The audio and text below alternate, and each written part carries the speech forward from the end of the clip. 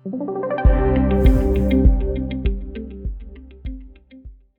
everyone, I am Brahmi Kapasi and you are most welcome to Wealthy's YouTube channel.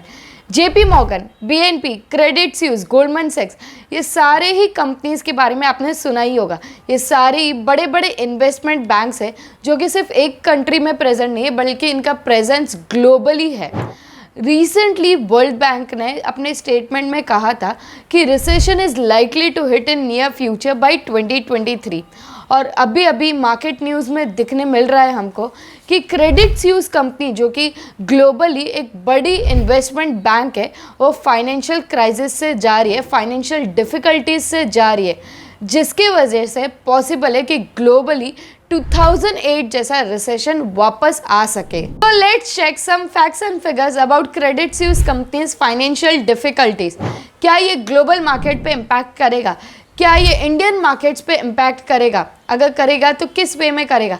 ये सब हम जानेंगे आज के वीडियो में, तो वीडियो एंड तक ज़रूर देखना। और अगर आपने चैनल को अब तक सब्सक्राइब नहीं किया है तो आज ही कर लो।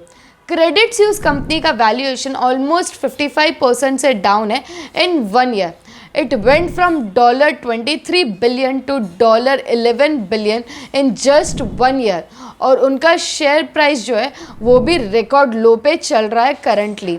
कंपनी का जो रेवेन्यू है वो काफ़ी लो हो गया है इन 1 ईयर एंड कंपनी का नेट प्रॉफिट तो नेगेटिव गया है in just 1 year. Credit Suisse company के सीईओ ने अपने स्टेटमेंट में कहा है कि उनका कैपिटल बेस काफ़ी स्ट्रांग है, बट ये सेम स्टेटमेंट लेमन ब्रदर्स के सीएफओ ने भी दिया था। यानी कि लेमन ब्रदर के सीएफओ ने कहा था कि उनका कैपिटल बेस स्ट्रांग है, इसके बावजूद कंपनी ने बैंकरप्सी फाइल की थी 2008 में, जिसकी वजह से ग्लोबल क्राइसिस आ गए थे, ग्लोबल फाइनेंशियल क्राइसिस आए थे 2008 में, जहाँ पे काफ़ी लोगों ने अपना घर खो दिया, जॉब्स खो दी, काफ़ी लोगों की जानें भी गई थी, काफ़ी लोगों का सैलरी पैकेज डिग्रेड हो गया था, जॉब्स चली गई थी, जॉब्स भी डाउनग्रेड हो गए थे 2008 रिसेशन में। अब हम सबको पता है कि primary work of a bank is to lend and borrow money, और इसीलिए काफ़ी लोग ना CDS बाय करते हैं।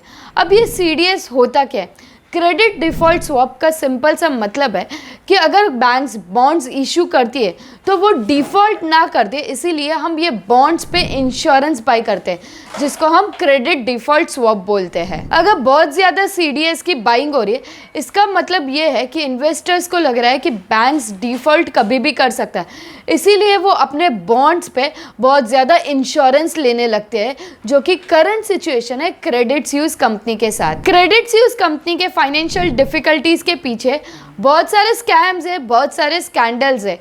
ये लोग इन्वेस्टर्स से बहुत ज़्यादा पैसा लेते थे और बहुत ज़्यादा रिस्की प्रोडक्ट्स में इन्वेस्ट करते थे, जिसमें इंक्लूडेड है pension fund houses as well. यानी कि पेंशन फंड हाउसेस को पता भी नहीं था कि बहुत ज़्यादा रिस्की प्रोडक्ट है और उसमें उनका पैसा इन्वेस्ट हो रहा है। यूजुअली पेंशन फंड हाउसेस जो रहते हैं ना, वो लो रिस्क प्रोडक्ट्स में इन्वेस्ट करते हैं, बट ये जो CDS होते हैं वो बहुत ज़्यादा रिस्की रहते हैं। फिर भी क्रेडिट स्विस कंपनी ने पेंशन फंड हाउसेस को या फिर इन्वेस्टर्स को कभी बताया नहीं कि उनका पैसा कहाँ इन्वेस्ट हो रहा है। मार्च 2021 में क्रेडिट स्विस कंपनी को बहुत ज़्यादा नुकसान हुआ, ऑलमोस्ट $5.5 बिलियन का नुकसान हुआ।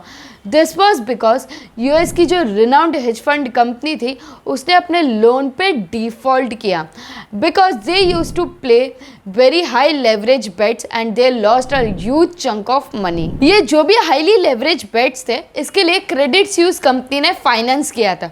तो अगर हेज फंड कंपनी डिफ़ॉल्ट करती है या फिर उनको बहुत ज़्यादा लॉसेज होते हैं, तो फिर डेफिनेट बात थी कि क्रेडिट स्विस कंपनी का भी बिलियंस में लॉसेस होगा, एंड एक्चुअल में हुआ भी है बिलियंस का लॉसेस। अगेन चीज़ें ऐसी हुई कि कंपनी ने एक इन्वेस्टर से फ्रॉड किया, जहाँ पे उनको फटका पड़ा $850 मिलियन का। रिसेंटली कंपनी के सीईओ ने बोला है कि 27 अक्टूबर को ये सारा डिस्कशन होगा और रीस्ट्रक्चरिंग प्लान की बात कर रही है, जहाँ पे या तो कंपनी रीस्ट्रक्चर हो सकती है या फिर कुछ और प्लान्स होंगे कंपनी के जो वो डिस्कस करेगी। What do you think? Will this impact global markets? Will this impact Indian markets? If yes, how? क्या ये credit Suisse company bankruptcy file करेगी आने वाले टाइम में? Do comment down. Hope this video was helpful and knowledgeable लगा तो like share और subscribe जरूर करना। Thank you. कल ही मैंने ना कार लिए, अब कार लिए तो 100% बनता है कि हम कार इंश्योरेंस कराएं, बट लाइफ इंश्योरेंस का क्या?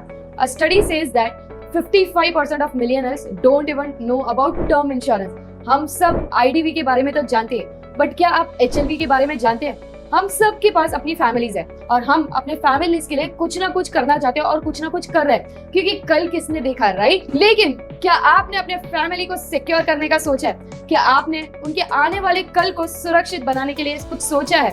आई am going to tell you 3 things that will give you कि why term insurance is important and क्यों आपको term insurance आज ही करना चाहिए। So let's get started। सबसे फर्स्ट रीजन है अपने फैमिली को, अपने पेरेंट्स को सिक्योर करना। ज्यादातर लोग जब भी टर्म इंश्योरेंस वर्ड सुनते हैं तब वो अपने बच्चे और वाइफ के नजरिए से देखते हैं, बट उन पेरेंट्स का क्या जो हमारे पे डिपेंडेंट है? क्या उनकी कुछ जरूरतें नहीं है? हमारे पेरेंट्स अपने एजुकेशन के लिए, अपनी खुशी के लिए हंसते हंसते सब कुछ कर देते हैं, और अगर उनको अपनी लाइफ की सेविंग्स भी देनी पड़े तो वो खुशी खुशी दे देते हैं। तो क्या हमें उनके बारे में नहीं सोचना चाहिए? टर्म इंश्योरेंस सिर्फ वाइफ या बच्चों के लिए नहीं होता है, पेरेंट्स के लिए भी होता है। गॉड फॉरबिड अगर कल जाके हमें कुछ हो गया तो हमारे पेरेंट्स का क्या होगा? वो लोग कैसे रहेंगे? हालांकि टर्म इंश्योरेंस जो है वो उनके बच्चे का जो डेथ हुआ है वो लॉस तो बेयर नहीं कर सकते, वो लॉस की भरपाई नहीं कर सकते, बट उनका जो फाइनेंशियल सिक्योरिटी है, फाइनेंशियल वेलबींग जो है वो जरूर कवर करके दे सकते हैं। सेकंड मोस्ट इंपॉर्टेंट रीजन है टर्म इंश्योरेंस का कि आप अपने डेट्स चुका सकते हो। जब भी हमारी फर्स्ट या सेकंड जॉब लगती है हम तुरंत लोन लेते हैं अपने ड्रीम हाउस या ड्रीम कार के लिए, बट व्हाट इफ हमें कुछ हो गया तो हाउ विल माय पेरेंट्स या my spouse will pay the EMIs? यहाँ पे काम आ जाता है टर्म इंश्योरेंस, क्योंकि अगर आपने टर्म इंश्योरेंस लिया है और आपको कुछ हो जाता है तो आपका जितना भी कवर्ड अमाउंट है, सम अश्योर्ड अमाउंट है, वो आपके पेरेंट्स को या स्पाउस को मिल जाएगा एंड उससे आप इजीली आपके जो भी लोन्स EMIs चल रहे हैं वो आप पे ऑफ कर सकते हो। थर्ड मोस्ट इंपॉर्टेंट पॉइंट है कि यहाँ पे ना जो भी टर्म इंश्योरेंस रहता है वो लो कॉस्ट प्रीमियम वाले रहते हैं, यानी कि रीजनेबल प्रीमियम पे हमें मिल जाते हैं। जब हम यंग और हेल्दी है तो हमें जो टर्म इंश्योरेंस कंपनी यानी कि जो इंश्योरर है वो हमें लो कॉस्ट प्रीमियम्स ऑफर करती है। 1 करोड़ तक का हमें लाइफ कवर मिल सकता है इजीली एट 16 to 20,000 प्रीमियम पे, and you all are aware कि ये जो अमाउंट है वो काफी कम है and it is not expensive at all, but as we age premium gets more and more expensive. So if you guys are interested in getting term insurance, I would highly recommend you to talk to Wealth's trusted wealth partners.